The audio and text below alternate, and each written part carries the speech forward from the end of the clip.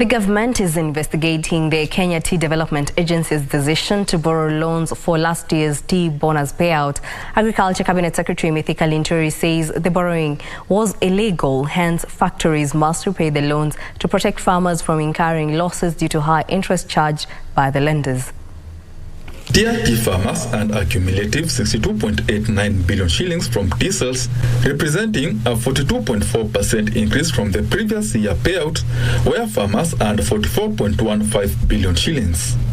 However, the government now says the record earnings was achieved through expensive borrowing by the Kenya Tea Development Agency affiliated factories. Agriculture Cabinet Secretary Mithika Linturi says the lending was illegal, as farmers will have to grapple with the high interest rates charged on the loans by lenders and may eat into future earnings. At least that I would say that I have some bit of information which I'm also trying to gather more, and you know when money was borrowed and by who coerced KTDA to borrow money and where the money was borrowed from. So don't take us back again to those that under administration, which was which I would call was full of impunity.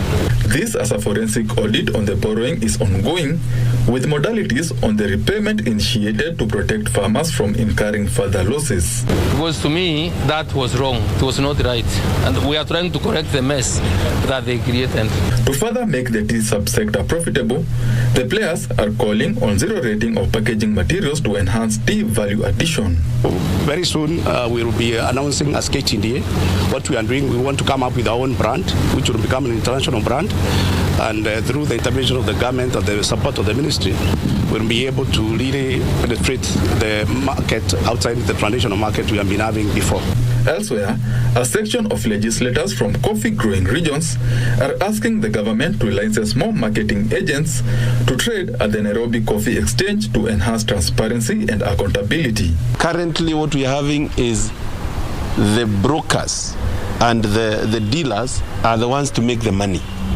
And the reforms we are looking at are reforms that are going to ensure farmers benefit, especially the small scale farmers. The leaders also want the process to have the coffee board as a standalone entity hastened to ensure the coffee subsector is well regulated to weed out cartels from the crop's value chain. Benson Droba for Lunchtime News.